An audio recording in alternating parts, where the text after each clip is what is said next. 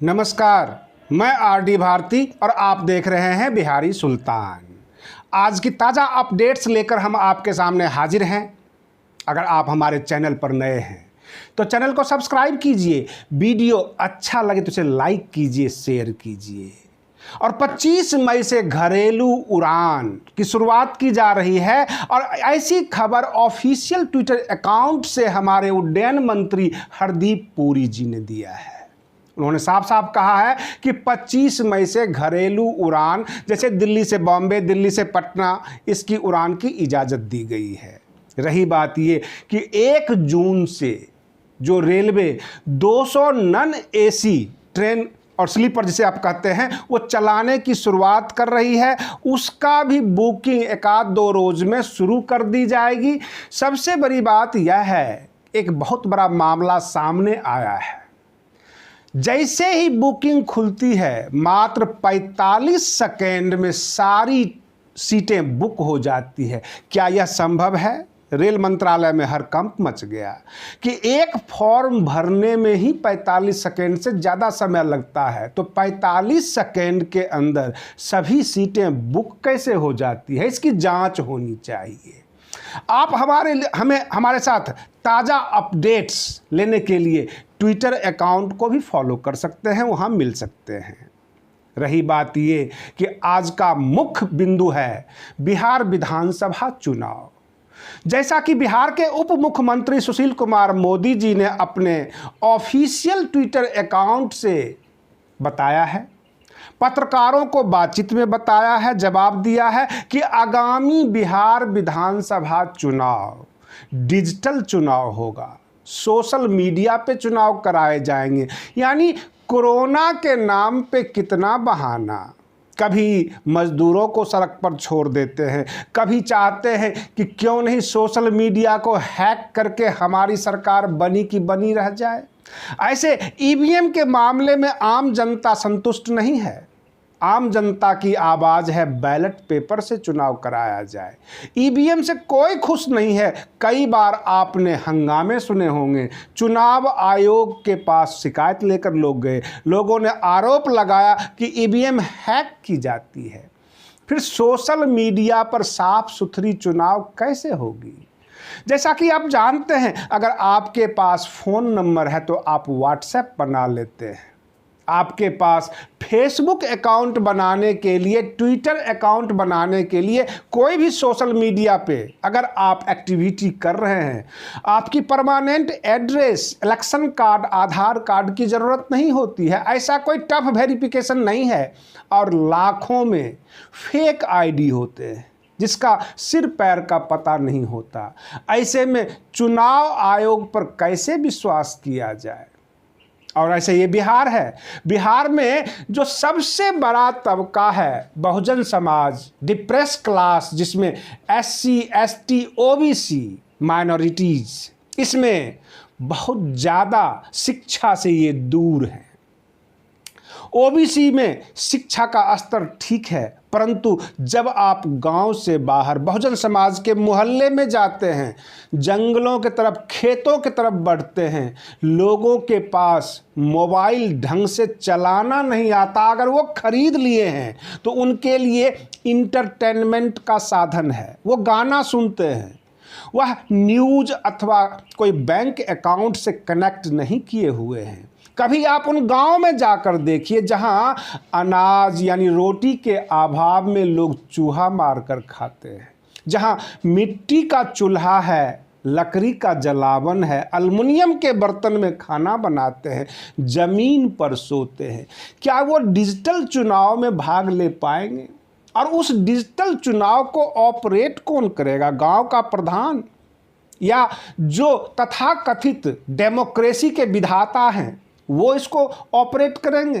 कुल मिलाकर सत्ता अपने हाथ में रहनी चाहिए। और विपक्ष के जो नेता हैं तेजस्वी यादव और जो भी विपक्ष में हैं, क्या वो सो रहे हैं? क्या उनके कान तक ये खबर नहीं पहुंची है कि आगामी बिहार विधानसभा चुनाव सोशल मीडिया के जरिए कराने की तैयारी चल रही है? कोरोना के नाम पे बहाना बनाकर लोग बाहर कैसे आएंगे? दो बातें होगी, या तो चुनाव टाली जाएगी या डिजिटल चुनाव कराने की तैयारी होगी। और उसमें डिजिटल चुनाव के बारे में राज्य के उप मुख्यमंत्री जी ने अपने ऑफिशियल ट्विटर अकाउंट से हल्का सा इशारा दे दिया है, संभावना जता दी है।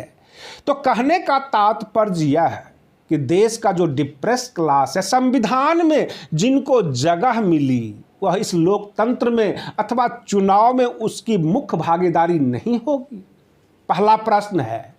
और जितने भी बहुजन समाज के जागरूकता प्रोग्राम में लिप्त हैं, जो लोग ये कहते हैं कि हम बहुजन समाज के लिए काम कर रहे हैं, हम बाबा साहेब भीमराव अंबेडकर के अनुयायी हैं, उनके रास्ते पर चलते हैं।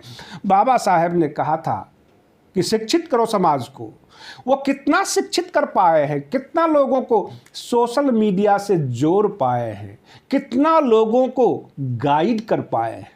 क्योंकि गाइड और मिसगाइड दोनों अलग अलग चीज़ें हैं। आप शिक्षा के नाम पर समाज के बीच जाते हैं और अपने संगठन का प्रचार करते हैं। किसी बच्चों के हाथ में आपने किताबें नहीं दी। जिन बच्चों को फिजिक्स, केमिस्ट्री, मैथ और इंग्लिश पढ़ना चाहिए, उनसे आप कहते हैं संविधान पढ़ो। संविधान पढ़ना भी चाहिए, परंतु हक अधिकार की आप उन बच्चों से बात करते हैं जिन बच्चों को अपने कपड़े, अपने रोटी का खबर नहीं। 18 साल से ऊपर के जो बच्चे होंगे वही मताधिकार का प्रयोग कर पाएंगे। 18 साल से नीचे के जो बच्चे होंगे उनको शिक्षा चाहिए, भरपेट रोटी चाहिए, कपड़ा चाहिए। परंतु हमारे बहुत सारे संगठन वाले छोटे छोटे बच्चे को केवल ये सिखाते हैं कि मात्र इतना बोलो जय भीम। शिक्षा का स्तर नहीं बढ़ा रहे हैं। हम समाज में घूमते हैं, देखते हैं, और हमने ये पाया कि SC, ST, OBC, माइनॉरिटीज सबके साथ भेदभाव हो रहा है। ये बहुत सारे लोग कहते हैं हम इतने करोड़ हैं, हमारी इतनी जनसंख्या है। मैं आपको आज आंकड़ा दे रहा हूं, जो मुस्लिम समाज है उसमें मात्र 8% ग्रेजुएट हैं।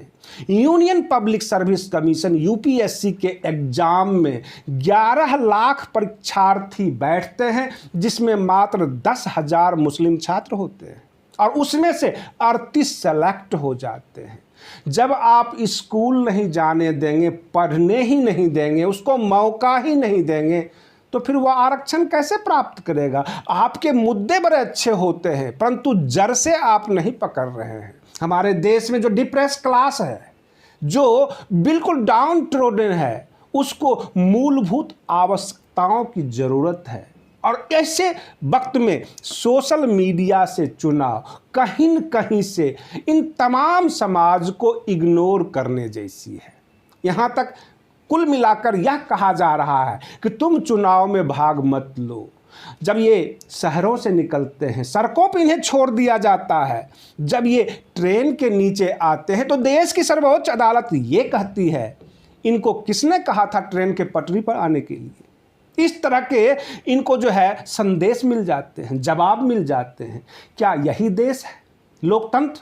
क्या ऐसी देश की कल्पना की गई थी? और बाबा साहेब भीमराव अंबेडकर ने जो संविधान बनाकर आपको दिया, जिस संविधान के आधार पर प्रधानमंत्री, मुख्यमंत्री और तभी सभी मंत्रालय हैं, उसी संविधान में नेता चुनने का अधिकार आम जनता को दिया गया है। अब उसका माध्यम आप सोशल मीडिया बना दें, EVM बना दें अथवा बैलेट पेपर, यह आपके ईमानदारी के ऊपर निर्भर करता है। आप बने रहिए बिहारी सुल्तान चैनल के साथ। हम आपको फिर मिलेंगे अगले वीडियो के साथ। तब तक के लिए धन्यवाद। जय भीम, जय भारत।